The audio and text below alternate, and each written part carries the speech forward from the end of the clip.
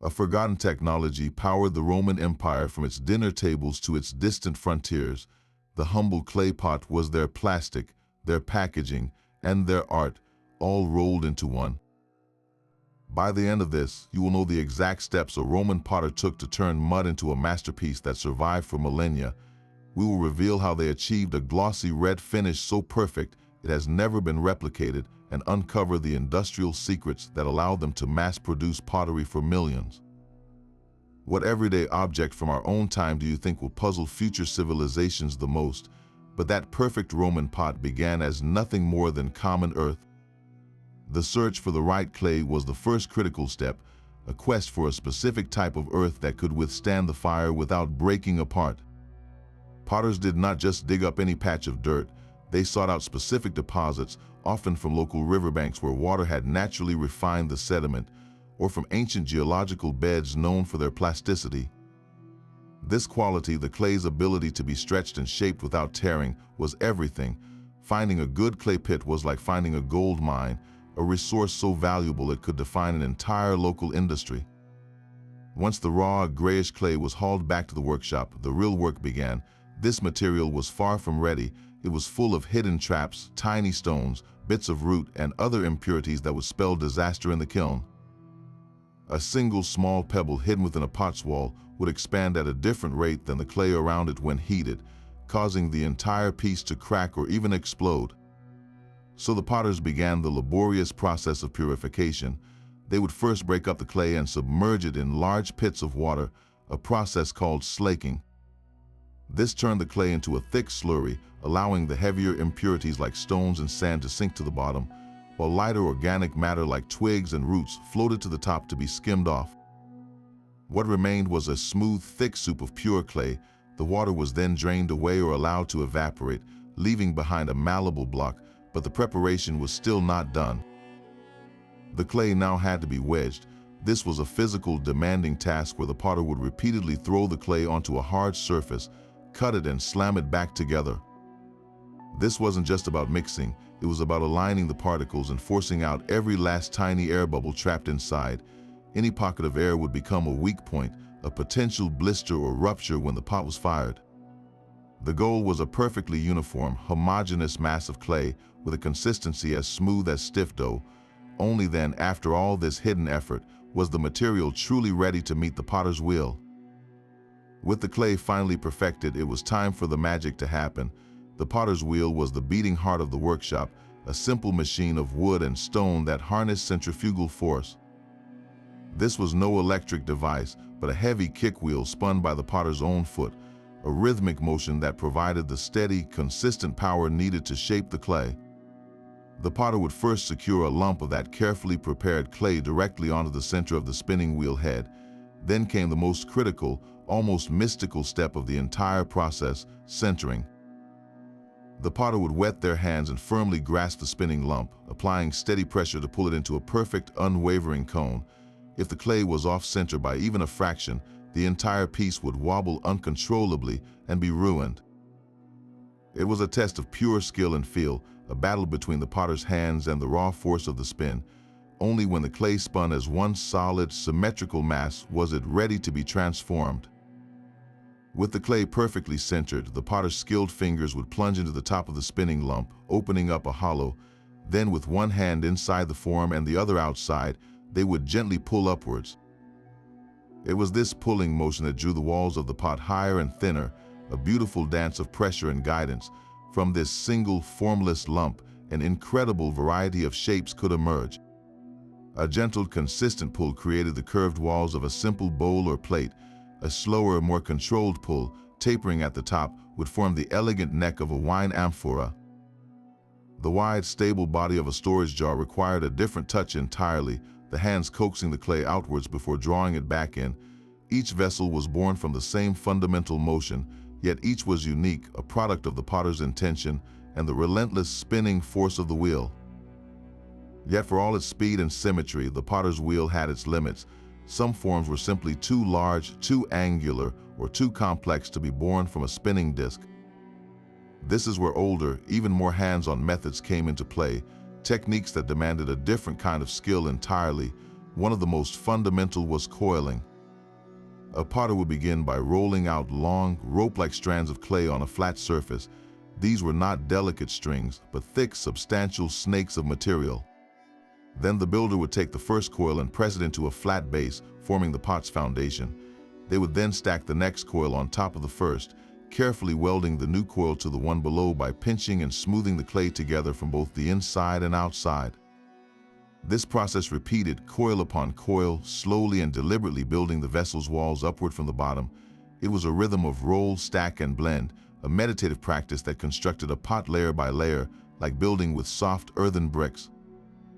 The result was not instantly smooth. The pot would initially show the distinct ridges of each coil, a visible record of its creation. The final, crucial step was to use a smooth tool, often a simple piece of stone or shell, to carefully scrape and smooth the interior and exterior walls, blending the coils into a seamless, continuous surface. This technique gave potters incredible freedom. They could create massive storage jars or pithoi, tall enough for a person to stand in, forms that would have been impossible to throw on a wheel. They could also craft asymmetrical vessels or pots with dramatic, flaring rims that defied the wheel's natural symmetry. Alongside coiling was another method known as slab building. This was the technique of choice for creating anything with sharp angles or flat planes. The potter would start by taking lumps of clay and pounding or rolling them out into flat, even sheets, much like rolling out dough for pastry. These clay slabs were then cut into specific shapes, the pieces of a three-dimensional puzzle.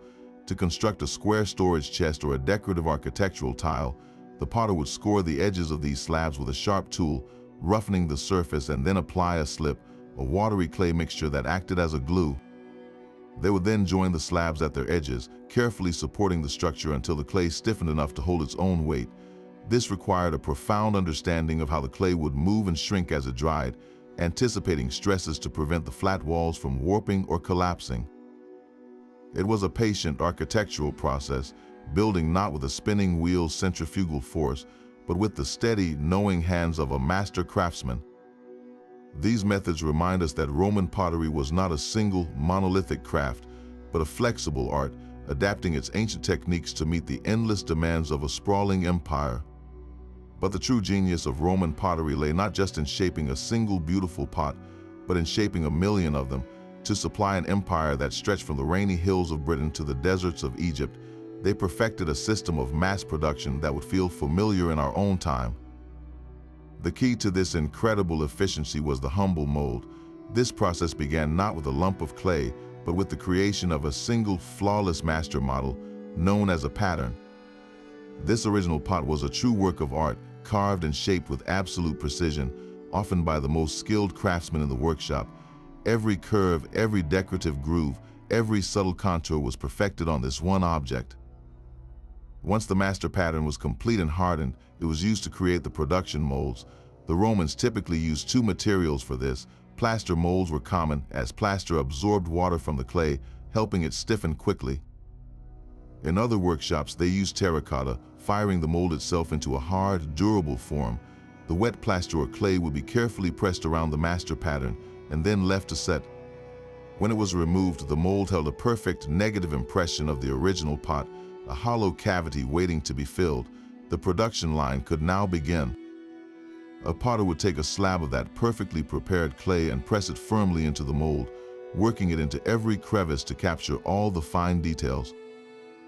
For open shapes like bowls and cups, a single mold was enough. For more complex closed forms like jugs, they would use two or more mold sections, joining them together while the clay was still soft. This method was astonishingly fast, where a wheel-thrown pot required the full attention of a skilled potter for several minutes. A mold could be filled and emptied in a fraction of the time by less experienced workers. This is how they created the iconic red gloss pottery known as Terra Sigillata, the sign where that graced tables across the empire. Each piece with its glossy sheen and stamped decorations was a perfect clone of the master pattern, a symbol of Roman quality and consistency. It was an ancient industrial revolution powered by clay and plaster that brought a unified material culture to millions. Yet for all the precision of the wheel and the mold, a Roman pot was still just dull, porous clay. Its transformation into an object of beauty and durability began with a bath of liquid earth. This was the slip, a secret source of water and the finest clay particles that would become the pot's gleaming skin. Creating the perfect slip was a science in itself. Potters would take their best clay and mix it with water into a thick slurry, then let it settle. The heaviest, coarsest particles would sink to the bottom almost immediately. What they carefully skimmed off or decanted was the top layer, a suspension of only the tiniest, most refined clay particles. This was the essence of the clay, a liquid as smooth as cream. But this was not just any clay mixture. For the famous red gloss pottery, the Terra Sigillata, the slip had a very specific chemical secret. The clay used for these slips was rich in iron oxide, the same compound that gives rust its color. When fired in a very specific way, this iron-rich slip would mature into that deep signature red. Other recipes, fired under different conditions, could produce a glossy black finish. These recipes were closely guarded, passed from master to apprentice, the proprietary formulas that defined a workshop's reputation. Applying this slip was an art of its own. For a small cup or bowl, the potter would simply grasp the leather-hard pot by its foot and dip it bodily into a vat of the liquid slip, twisting it slightly to ensure an even, complete coat. For a larger, more cumbersome amphora, they might pour the slip over the surface, rotating the vessel to guide the flow and coverage. Intricate decorative details were often highlighted with a brush, allowing for fine lines and patterns. In a single fluid motion, the porous clay would greedily drink the water from the slip, leaving a thin, perfectly even layer of the finest clay bonded to its surface. This was the magic. The pot itself was made of a coarse, common body clay, but its surface was now pure, refined finish.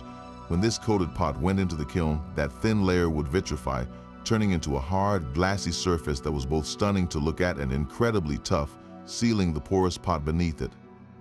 This was the final alchemy, turning common earth into a waterproof, durable, and beautiful object that could last for millennia.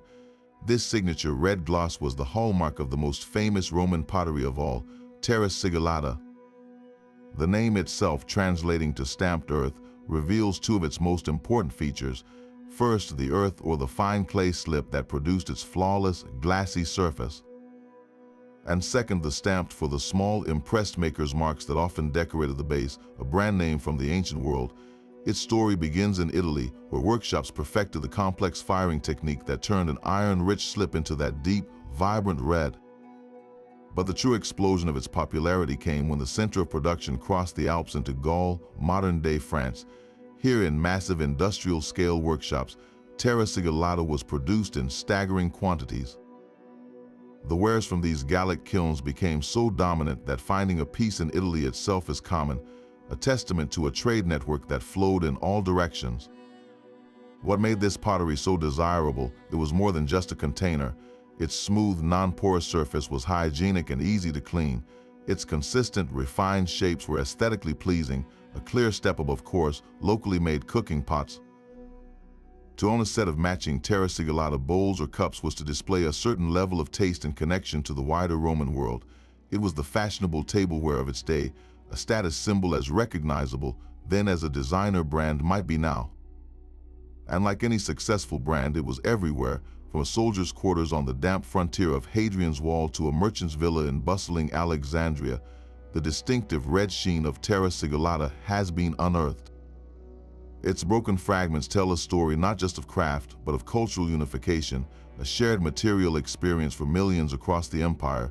But achieving that perfect, consistent red was the ultimate challenge, a delicate alchemy that culminated in the heart of the workshop, the kiln.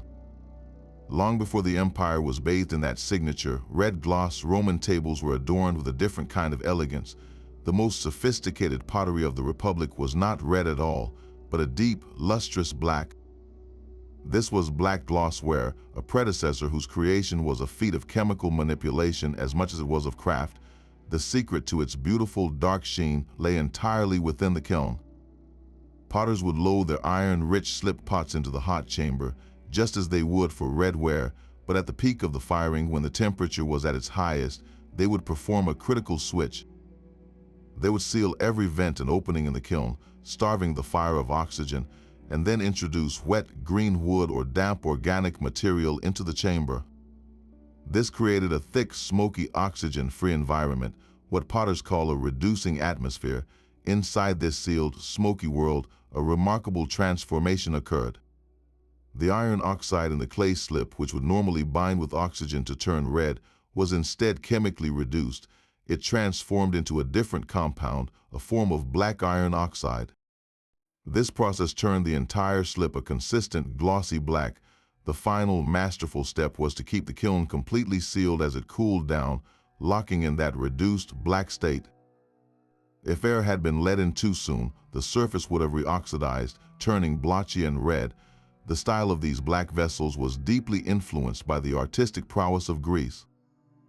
Roman potters admired and copied the forms of elegant Greek kylics, drinking cups, and slender amphorae, creating their own versions with this refined, jet black finish. These were not the mass-produced wares of the later empire, but often finely potted, carefully decorated pieces that signaled refinement and Hellenistic taste. Black gloss ware was the sophisticated prelude, the technological and artistic experiment that paved the way for the Industrial Revolution of Terra Sigillata. It proved that Roman potters had already mastered the complex chemistry of the kiln, learning to paint with fire and air long before they decided to color their world red.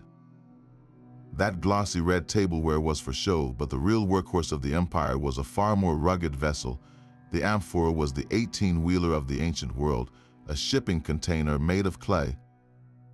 These were not delicate cups, but robust, durable jars built for the brutal realities of long-distance trade, and they came in a stunning variety of forms, each one a custom solution for a specific product. The most iconic is the long, torpedo-shaped amphora with a pointed base. This design was not an accident. It was engineered for wine and olive oil. The pointed end made it easier to tilt and roll for emptying the thick, viscous liquids inside, and it was perfectly shaped for being driven into the soft earth of a ship's hold or a warehouse floor, holding it upright in a stable, vertical position. For the famously pungent fish sauce, garum, potters used a different design entirely. These amphorae were more globular, with a wider body and a shorter neck, a shape better suited to holding and dispensing the salty liquid. There were even smaller, more slender versions for precious dried fruits or nuts. This specialization went deep. An experienced merchant or dockworker could likely identify the contents of a shipment just by glancing at the silhouette of the amphorae being unloaded. But the true genius of these designs was in their standardization. While workshops across the empire produced them, the overall dimensions for each type were remarkably consistent. This was not about art, it was about logistics. A ship's captain knew that 100 wine amphorae of a certain type would fit perfectly into the curved hull of his vessel, each pointed base nestling securely between the shoulders of the jars in the row below. They locked together like a three-dimensional puzzle, preventing shifting and breakage during a stormy sea voyage. On land, in the giant warehouses called Horia that lined the Tiber River in Rome, these same jars could be stacked in towering, stable columns, creating a modular storage system that held the empire's lifeblood. Every sip of Spanish olive oil, every dash of African garum, every cup of Italian wine that reached a distant province did so inside these clay containers. Their broken shards, found from Scotland to Sudan, now form massive artificial hills in Rome itself, silent mountains of evidence testifying to a trade network of breathtaking scale. The kiln was more than just an oven, it was the soul of the pottery workshop. This brick and clay structure, often built partially into a hillside for insulation, was where weeks of meticulous labor faced their ultimate trial by fire. The most common design was the updraft kiln, a simple yet brilliant feat of engineering. At its base was the firebox, a chamber where the stoker would tirelessly feed wood, creating a roaring inferno. Directly above this was a perforated floor, often made of sturdy fired clay tiles that separated the flames from the main stacking chamber. This floor was the kiln's secret weapon, allowing the intense heat and gases to rise evenly through small holes, bathing every single pot in a consistent, searing bath of energy. The pots themselves were carefully stacked inside the upper chamber, often nestled in protective clay saggers to prevent them from sticking to each other or being scarred by falling ash. The entire system was capped by a dome with a small vent, letting exhaust gases escape and creating the crucial draft that gave the kiln its name. Controlling this contained inferno was a high-stakes art. The kiln master and his stoker worked in shifts for days on end, their entire world reduced to the color of the fire and the feel of the heat radiating from the bricks. They had no digital readouts, only their hard-won experience. They knew that a cherry red glow meant one temperature, while a blazing orange-white meant another, a heat so intense it could exceed 1,000 degrees Celsius. The kiln master's most critical decision was when to change the atmosphere inside the chamber. To create the famous red Terra Sigillata, he would maintain an oxidizing fire, ensuring a steady supply of oxygen that allowed the iron in the slip to bloom into its signature color. But one wrong move, one blocked vent, and the entire load could be lost, a week's work reduced to a pile of cracked, blistered failures. This was a partnership of brute force and delicate control, a dance with fire that turned soft clay into the hard ceramic that built an empire. The kiln master's control over the atmosphere inside that brick chamber was his ultimate art. He held the power to paint with chemistry, using oxygen itself as his brush. An oxidizing fire was his default state, a roaring blaze fed with a steady, plentiful supply of air. In this oxygen-rich environment, the iron compounds within the clay slip behaved like a piece of metal left out in the rain. They eagerly bonded with the oxygen, transforming into a red iron oxide. This process painted the pottery in the entire spectrum of warm tones, from soft terracotta browns to the brilliant signature red of Terra Sigillata. It was a straightforward, predictable chemical reaction, but predictability was only half the story. For the deep, lustrous black of their most prestigious early wares, the potters had to reverse the entire process. They would bring the kiln to its peak temperature and then perform a dramatic, risky maneuver. Every vent and air intake was sealed shut, and damp green fuel was tossed into the firebox. Instantly, the clean burning flame choked into a thick, smoky inferno starved of oxygen. This created what is known as a reducing atmosphere. Inside this stifling environment, the chemical reaction ran in reverse. The iron oxides in the slip were stripped of their oxygen, chemically reduced back to a form of black iron oxide. The entire surface of the pot was transformed, turning a uniform, glossy black. The most skilled potters could even perform this switch partway through a single firing. They might start with an oxidizing fire to set the clay body, then seal the kiln for a period of reduction to blacken the slip, and finally, with immense care, allow a tiny amount of air back in at the very end to fine-tune the final color or create subtle effects. This was not chemistry as we understand it with textbooks and formulas. It was an empirical science, a knowledge passed down through generations of trial and error. They knew that smoke in a sealed kiln turned pots black and that a clear, airy fire turned them red. They understood the cause and effect perfectly, mastering a complex chemical principle centuries before it was ever given a name. Their kilns were laboratories, and their greatest creations were experiments in controlling the very air we breathe. These workshops were far more than solitary craftsmen at their wheels. They were bustling, integrated factories known as figlini. A typical workshop was a hive of coordinated activity, usually managed by a single family who owned the kilns and the land.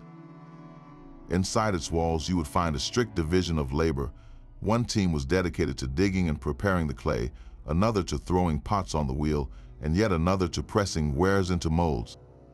The most experienced hands handled the delicate task of applying the glossy slips, while the kiln master, the undisputed ruler of the fire, commanded his own domain.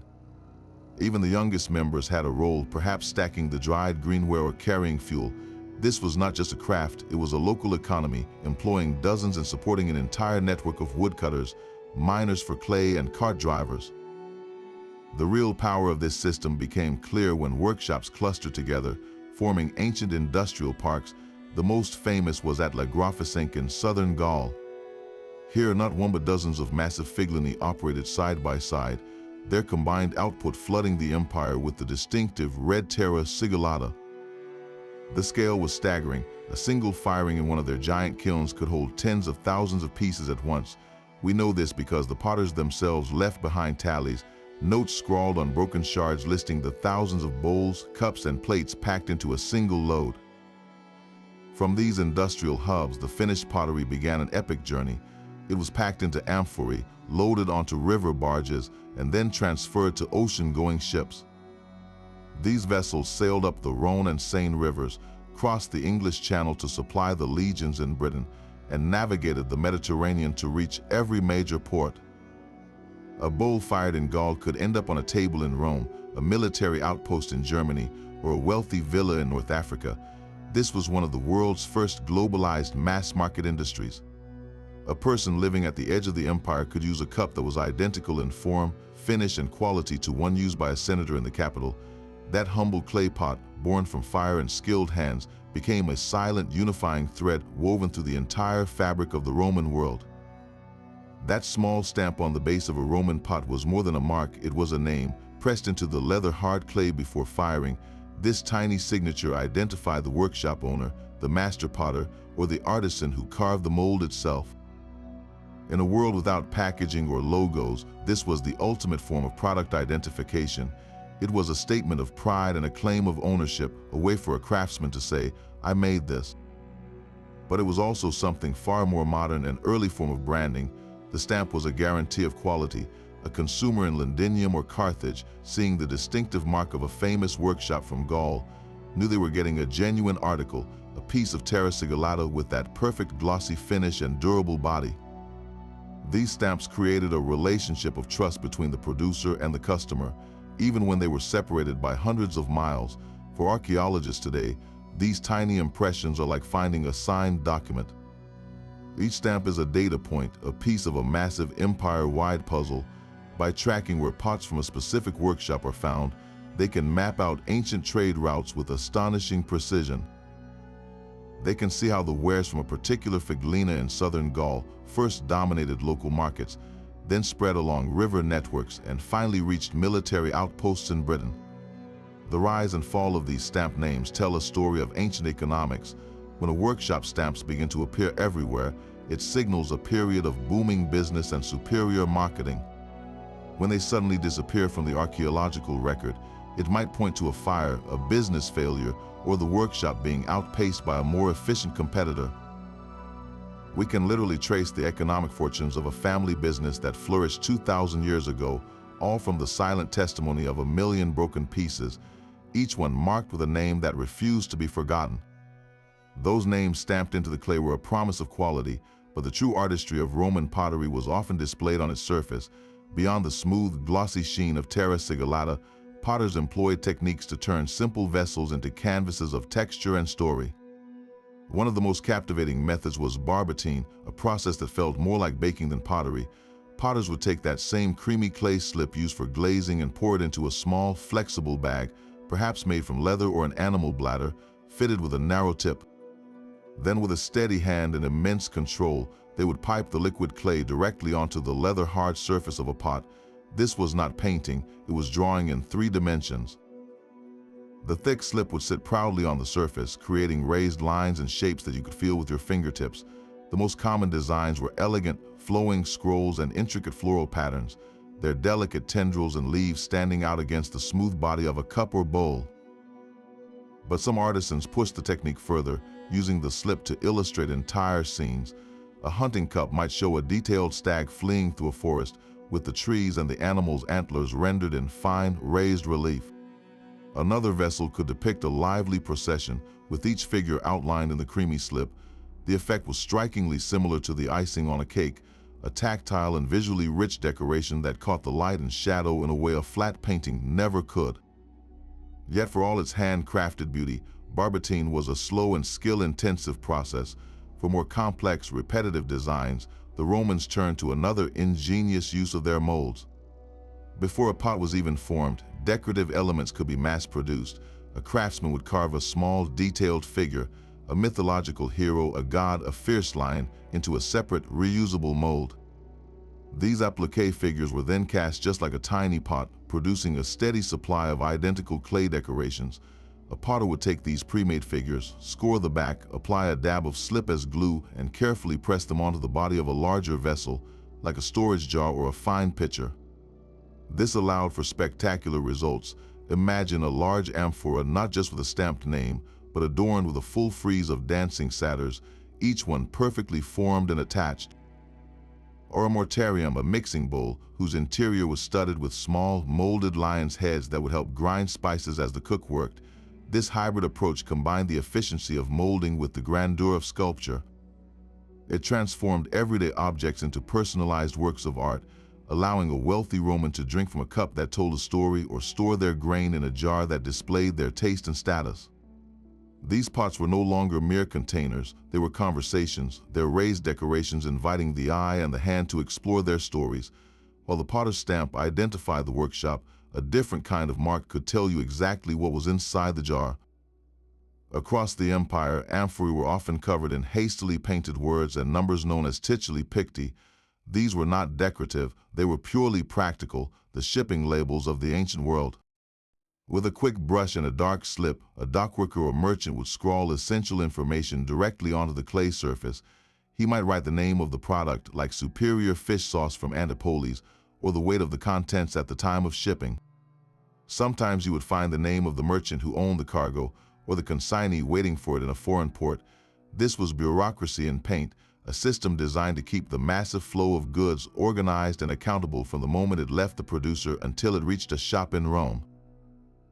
But these painted inscriptions were for business. For a far more personal connection, we must look to the humble cups and bowls found in everyday homes and taverns. Here, the most common marks were not painted on but scratched in. After a pot was fired, someone would take a sharp stylus and carve a name, a word, or a short message directly into its surface. This practice, known as a graffito, gives us a voice from the past in a way nothing else can. A simple name etched into the base of a cup like Lucius might have been a way to mark ownership in a crowded household or a public eating house. But sometimes the messages are more profound. One well-known beaker found in Britain bears a scratched Latin phrase that translates to, "May you live long and happily." Was this a gift, a toast from a friend, or a hopeful wish from the potter to its future owner? Another cup might have a single word, ave, meaning hail or hello, a friendly greeting from 2 millennia ago. These are not the grand declarations of emperors carved in stone. They are the quiet, intimate thoughts of ordinary people, their voices preserved by a single, deliberate scratch on the clay they used every day. That simple scratch on a cup carried a personal wish, but some Roman pots were designed for a much more physical kind of work. Among the most ingenious and practical vessels in any Roman kitchen was the mortarium. At first glance, it looked like a sturdy, heavy-duty bowl with a characteristically thick wall, a rounded profile, and a thick, overhanging rim that made it easy to grip securely. One side of this rim was always pulled upwards to form a practical spout, a clear sign that this bowl was made for pouring, but the mortarium's true genius was hidden on the inside. The interior surface was not smooth and glossy like a fine table cup. Instead, it was deliberately rough, studded with sharp, coarse grits that were pressed directly into the wet clay before firing. Potters would carefully select hard, abrasive materials like crushed quartz, volcanic rock, or even fragments of pre-baked clay, and then meticulously press these tiny, sharp particles into the bowl's inner surface. This created a permanent, unbreakable, abrasive texture. The mortarium was in essence a mortar built directly into the bowl itself. A cook would use a handheld pestle, typically made of wood or stone, to grind, crush, and mix ingredients directly against this rough interior. The sharp grits would act like thousands of tiny teeth, efficiently pulverizing herbs, garlic, spices, and cheeses into pastes and sauces.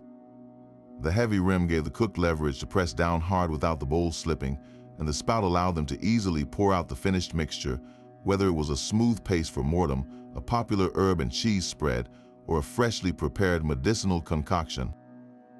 This was the Roman food processor, a versatile tool that saw constant, hard use in every household, from a legionary's field kitchen to a wealthy merchant's villa. It was a perfect marriage of form and function, where the potter's craft deliberately added grit to create a tool that made daily life not just easier, but more flavorful. Pottery's reach extended far beyond the jars and cups of everyday life, illuminating Roman homes and protecting their spirits. The humble oil lamp was a masterpiece of molded production. These were not thrown on a wheel but born entirely from two-part molds, a technique that allowed for incredible decorative detail on the flat, circular discus on top. While the lamp's primary function was to provide a tiny, flickering flame, its surface could tell an entire story. A lamp might depict the god Bacchus surrounded by grapevines, a fierce gladiator in combat, or a playful scene of dolphins leaping through waves. This was art you held in your hand, transforming a simple source of light into a personal amulet or a conversation piece. The efficiency of molding meant these intricate lamps could be produced by the thousands, making them affordable for nearly every household. Their light pushed back the darkness, but the scenes on their discus offered a glimpse into myth, sport, and daily hope, all captured in fired clay. This same molding magic brought divine and decorative figures into the Roman home. Terracotta figurines were produced on an immense scale, from grand statues for shrines to small, mass-produced effigies for private use. For many Romans, the most important of these were the lares, the protective household gods. These figures, often depicting youthful, dancing males holding a drinking horn or a basket of fruit, were the guardians of the family and the home. They resided in a small household shrine, the lararium, and received daily offerings. Because they were made in molds, even a family of modest means could own a set of these divine protectors, ensuring the god's favor was always present. But the subject matter was not solely religious. Figurines also captured the humor and entertainment of the era. Grotesque comic actors with exaggerated masks, elegant Venus figures, and sturdy farm animals were all popular. A child might have a terracotta horse or doll, while a merchant might keep a statuette of Mercury, the god of commerce, near his shop. This was the democratization of art and faith. Through the simple, replicable technology of the pottery mold, the sacred and the playful became accessible to everyone, not just the elite. A Roman spiritual life and personal taste were shaped, quite literally, by the same humble material that held their wine and grain. This diversity of form and function reveals a deeper truth about the empire itself. For all the reach of those red gloss factories in Gaul, the Roman world was not a single, homogenized culture. It was a tapestry of distinct regional traditions, each weaving local clays and ancient tastes into the fabric of Roman life. The empire's pottery was a conversation, not a command. In the western provinces of Gaul and Britain, potters embraced the Roman love for color, but often with a local flair. Alongside the famous red Terra Sigillata, you find vibrant color-coded wares where pots were dipped in slips tinted with local minerals to create a rich palette of deep browns, oranges, and even glossy blacks. These were the styles that resonated with local communities, their colors echoing older, pre-Roman preferences that never fully disappeared. The clays themselves told a story of place. A pot made in Gaul often has a distinctly pale, almost creamy fabric, a direct result of the local limestone-rich clays dug from the river valleys, but traveled to the eastern Mediterranean, to provinces like Syria or Egypt, and the pottery tells a completely different story. Here, the most common tableware was often a thin-walled vessel, so delicate and fine it seems to defy its ceramic nature. Potters in the East prized a pale, almost white clay, which they threw into incredibly thin, lightweight cups and bowls. These were not the heavy, sturdy mugs of a frontier fort in Britain, but elegant, almost ethereal vessels that reflected Hellenistic tastes for refinement and luxury. They required a supremely skilled hand at the wheel and a clay of exceptional quality to avoid collapse. Sometimes these pale wares were left undecorated, their perfect form and smooth surface speaking for themselves. Other times they were painted with simple, elegant lines in a single, reddish-brown slip, a minimalist style that had been popular in the region for centuries before the Romans arrived. This was not a rejection of Roman style, but an integration of it. A Syrian potter might use a Roman shape like a characteristic drinking cup, but executed in a local clay and with a decorative motif his grandfather would have recognized. Even something as fundamental as an amphora changed from region to region. An oil amphora from North Africa has a squat, robust shape and a distinctive light-colored fabric, utterly different from the long, slender wine amphora made in Italy. These were not accidents, but intelligent adaptations. The African clay was different, the climate was different, and the need to transport olive oil efficiently required a specific, localized design. So what we see across the empire is a brilliant compromise. There was a unifying layer of Roman material culture, the mass-produced red gloss wares that connected a soldier in Britain to a bureaucrat in Rome. But beneath that layer thrived a thriving world of local identity. A family in Gaul might own a fine Italian-style red bowl for special occasions, but use a locally made, color-coded jug for everyday water. A merchant in Alexandria might drink from a delicate, thin-walled local cup, while his grain was stored in a massive African amphora. The Roman Empire did not erase local traditions, it provided a new framework within which they could persist and evolve. The story of Roman pottery is not one of simple conquest, but of a lasting and fascinating dialogue between a unifying empire and the diverse people who called it home. But how can we be so certain about these ancient methods? The answers are no longer buried in old texts alone, but locked within the very fabric of the pottery itself, revealed by the tools of modern science. We can now read a pottery like a history book, using a field known as archaeology. One of its most powerful techniques is petrographic analysis. Scientists begin by cutting an incredibly thin slice from a piece of pottery, so thin that light can pass directly through it. When this translucent sliver is placed under a powerful polarizing microscope, it transforms into a vibrant, colorful landscape. Each mineral inclusion, each tiny grain of sand or fragment of rock that the Roman potter unknowingly kneaded into the clay, lights up with its own unique color and shape. A geologist can identify these minerals just as you would recognize different types of trees in a forest. If they see a specific, rare volcanic sand that only exists near Naples, they can confidently say the pot was made there, even if it was discovered in a ruined fort in Scotland. This microscopic world reveals the precise geological fingerprint of the clay's origin. To complement this, scientists use X-ray fluorescence, or XRF. This device looks like a futuristic scanner, and it works by bombarding a potsherd with harmless X-rays. This causes the atoms in the clay to fluoresce, emitting their own unique energy signature. Each chemical element present, from iron and potassium to trace elements like rubidium and zirconium, sings out with a specific signal. The result is a precise elemental recipe for that particular piece of pottery. By comparing this recipe to a massive database of clay sources from across the entire Mediterranean, researchers can perform a kind of chemical matching. A pot found in an Egyptian market might have an elemental signature that perfectly aligns with a known clay pit in southern Spain, confirming a trade route that historians could only guess at before.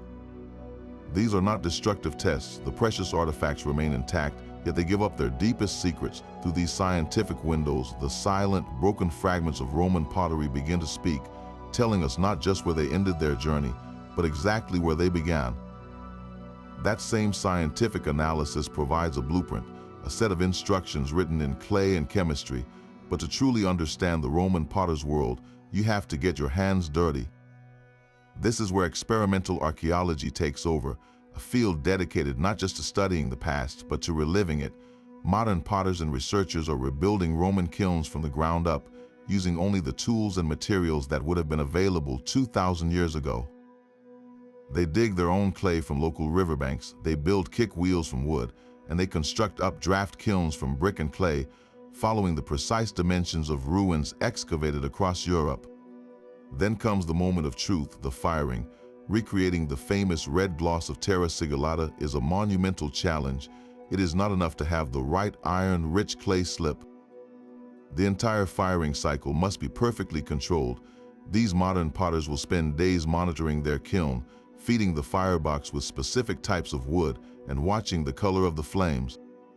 They know they must hold the temperature within a very narrow window, around 1,000 degrees Celsius, for a specific amount of time, all while maintaining that crucial oxidizing atmosphere. One batch might come out a dull, muddy brown because the temperature was just a little too low. Another might be blotchy and blistered because a sudden gust of wind changed the airflow. Achieving that perfect, consistent, vibrant red is a victory earned through countless failures. The quest to master the black gloss finish is even more delicate. The potters must time the switch from an oxidizing to a reducing atmosphere with absolute precision. Sealing the kiln too early can trap carbon in the clay, making the pots weak and brittle. Introducing the wrong type of damp fuel can create too much smoke, leaving a sooty, unattractive film instead of a glossy sheen. And the cooling process is a test of patience, waiting for days for the kiln to cool completely before unsealing it, never knowing if the interior holds a gleaming black treasure or another pile of disappointments. These experiments are more than just historical reenactment. They are a dialogue with the past. When a modern potter, after a dozen attempts, finally pulls a perfect red cup from a replica kiln, they gain an intimate physical understanding of the skill involved. They feel the immense pressure the Roman kiln master was under, responsible for a week's work and his workshop's financial survival, they learned that what looked simple in an archaeological report was, in reality, an art of immense subtlety and control. Each successful firing confirms a theory, while each failure forces a reconsideration of what we thought we knew, proving that the true secrets of Roman pottery are not just in the clay, but in the fire, the air, and the unwavering skill of the human hand. The fall of Rome did not shatter its pottery traditions overnight. Instead, the knowledge fragmented, flowing into the hands of local craftsmen across the former empire who kept the fires burning in smaller, more isolated kilns.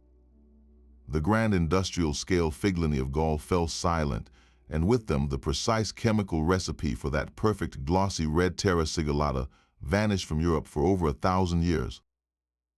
The intricate dance of oxidation and reduction in the kiln became a forgotten art, a lost secret of the fire.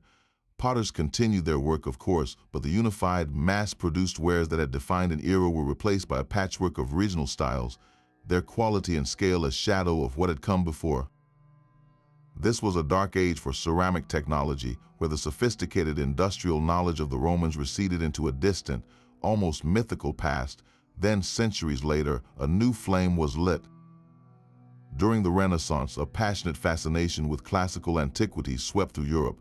Scholars and artists began to excavate ancient Roman sites, unearthing buried treasures, including pristine examples of that legendary red pottery. They held these artifacts in their hands, marveling at the flawless finish and elegant forms, and they were filled with a powerful desire to rediscover the lost methods that had created them. This was not merely an academic curiosity, it was a direct challenge. Italian potters, particularly in centers like Florence and Urbino, embarked on a deliberate quest to reverse engineer the Roman achievement. They experimented endlessly with local clays and kiln conditions, striving to replicate the color and sheen of the ancient wares they so admired. While they never perfectly recaptured the original Terra Sigillata, their efforts, driven by Roman inspiration, led to a new golden age of European ceramics, giving birth to the magnificent majolica and tin-glazed earthenware that adorned the tables of royalty. The Roman model had reawakened a continent's artistic ambition. This legacy extends far beyond artistic revival. The Roman approach to pottery was a startling prelude to the Industrial Revolution. Their system of using master patterns and plaster molds to produce thousands of identical objects was a blueprint for mass production. The organized figellini, with their clear division of labor where one team prepared clay, another threw pots, and a specialist managed the kiln, functioned like a factory assembly line. This was not cottage industry, it was an organized, scaled-up manufacturing process designed to meet the demands of a vast consumer market. They understood the principles of standardization, quality control through stamps, and logistical distribution on a scale that would not be seen again until the 18th century. The very idea that an object used by a common soldier on a distant frontier could be functionally and aesthetically identical to one used in the capital is a profoundly modern concept, one the Romans perfected in clay. Furthermore, their deep empirical understanding of materials laid the essential groundwork for all future ceramic science. While they did not have the periodic table, Roman potters were master material scientists. They knew through generations of testing that adding an iron-rich slip and controlling the kiln's atmosphere would yield a specific, durable color. They understood that different clay bodies shrank at different rates and how to temper them with sand or grit to prevent cracking. This hard-won, practical knowledge of glazes, slips, and pyrotechnology became the bedrock upon which later European stoneware, porcelain, and fine china were built. Every time a medieval potter fired a lead-glazed jug, or a Renaissance artisan painted an intricate design on a majolica plate, they were standing on the foundation the Romans had built. The echo of the Roman potter's kick wheel spins through history, a quiet, relentless force that shaped not just vessels, but the very way we think about making things on a grand scale. A single broken piece of pottery is far more than just rubbish. For an archaeologist, this fragment, known as a sherd, is a time capsule packed with hidden information. It is the most durable and common artifact to survive from the ancient world, and its secrets are unlocked through three powerful keys: time, taste, and trade. The first key is time. Pottery styles change with fashion and technology, much like the designs of cars or phones do today. Archaeologists have meticulously mapped these changes, creating a detailed timeline known as typology. They can look at the shape of a rim, the curve of a handle, or the type of finish on a shirt and place it within a specific 50-year window. When they excavate a layer of soil filled with coins of a specific emperor and a particular style of pottery, they can then use that pottery to date other sites where no coins were found. That one broken bowl becomes a reliable clock, allowing historians to synchronize events across the entire empire. The second key is taste, revealed not by the pot's shape, but by what it once held. Modern science can analyze the microscopic residues trapped in the clay's porous fabric. A sherd from a cooking pot might contain traces of animal fats, telling us they stewed beef or lamb. A tiny amphora fragment can reveal the chemical signature of olive oil, wine, or that famous fermented fish sauce, garum. These invisible leftovers are the final crumbs of meals eaten 2,000 years ago, giving us a direct link to the flavors and nutrition of the Roman diet. Was this a soldier's mess kit or a wealthy family's serving platter? The residues often tell that story too. The final key is trade, and this is where broken pottery paints a map of the entire ancient world. Imagine a mountain of shattered amphorae in Rome itself, the Monte Testaccio, which is an artificial hill made entirely of discarded shipping jars. By analyzing the clay fabric and stamps on these millions of sherds, archaeologists can trace them back to specific regions in Spain, North Africa, and Italy. The distribution of these fragments charts the rise and fall of ancient vineyards and olive orchards. Finding a sherd of fine red Terra Sigillata from Gaul in a remote village in Britain is not just a broken cup. It is a data point on a map proving that a trade route reached that far, connecting that village to a globalized economic network. Every single sherd, no matter how small, carries these three hidden layers: a date, a meal, and a journey, waiting for us to piece the story back together. A volcanic eruption sealed these pots in time, capturing a single day in a Roman city. In the shops of Pompeii, archaeologists have found stacks of bowls still waiting for a customer, and in the storerooms of Herculaneum, amphorae stand in silent rows, their pointed bases driven into the earth just as a merchant left them. Walk through a wealthy villa and you will find the fine tableware exactly where it was used, a glossy Terra Sigillata cup resting on a marble table beside the silver. This is not a reconstruction, it is reality paused, showing us exactly how these objects lived in the hands of their owners. But for every perfectly preserved city, there are thousands of ordinary places where life was not frozen, but worn down over centuries. At the edges of the empire, along the forts of Hadrian's Wall in Britain, we find a different kind of time capsule. These are not elegant displays, but massive rubbish heaps known as middens. Here, the broken shards of a legionary's life were tossed away by the thousands. One layer might be filled with the coarse, gritty fragments of cooking pots, another with the sturdy bases of the amphorae that held their wine and olive oil rations. Mixed in are pieces of fine red Samian ware, a soldier's prized possession brought from home, now shattered and discarded. These middens are the archaeology of the everyday, the uncurated debris of meals eaten, jars emptied and pots broken. They tell a story not of a single cataclysmic moment, but of the slow, grinding passage of time on a distant frontier. They reveal the diet of the troops, the scale of their supplies, and the comforting taste of home, all told through a mountain of broken clay. For all our scientific insights, Roman pottery still holds on to some of its deepest secrets. The exact formula for that brilliant red slip on Terra Sigillata remains one of the great debates. Was it simply a matter of finding a uniquely iron-rich clay deposit, a geological fluke that the Romans stumbled upon? Or was it a sophisticated, multi-step recipe, a carefully guarded alchemy where the clay was treated, levigated, or mixed with a secret ingredient before it was ever dipped? We know the basic chemistry, but the precise method for achieving such a consistent, vibrant color across millions of pieces is a knowledge that seems to have died with the last master potters of Gaul. Even more perplexing are the rare pots that display complex two-tone color schemes, with sections of glossy black seamlessly meeting areas of perfect red on the very same vessel. How could they control the kiln's atmosphere with such pinpoint accuracy? Modern potters attempting to recreate this effect face immense challenges. The prevailing theory is a technique known as partial reduction. Perhaps the potters partially buried certain parts of the pot in sand or sealed them in a protective clay casing before firing. This would shield those sections from the smoky, oxygen-free environment, allowing them to stay red while the exposed areas turned black. Another possibility is that they used an organic resist, painting a substance like wax or tree sap onto the areas they want to remain red.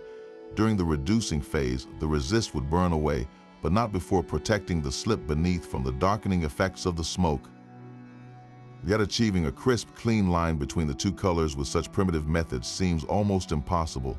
These pots are masterpieces of fire management, a testament to a level of skill and empirical understanding that we can still only admire, not fully replicate. They are a silent challenge from the past, daring us to unlock the final mysteries of their craft. From the steady kick of the potter's wheel to the intense, controlled heat of the kiln, these techniques were a true masterpiece of practical science and artistic expression. Every step from finding the right clay to mastering the chemistry of fire was a testament to Roman ingenuity. These clay vessels were so much more than just containers for food and drink. They were the very engine of a vast trade network, carrying oil, wine, and ideas to every corner of the empire. They served as a canvas for culture, decorated with myths, stamped with names, and scratched with personal messages that speak to us across the centuries. A simple pot could be a soldier's durable mess kit, a family's protective god, a merchant shipping container, and a symbol of shared Roman identity, all at once. They connected the legionary on a windswept British frontier to the senator in his sunlit villa in Rome, creating a unified material world. If you found these secrets from the ancient world fascinating, we would love to hear what other Roman mysteries you would like us to uncover next. Let us know your thoughts in the comments below, and don't forget to subscribe for more journeys into the past.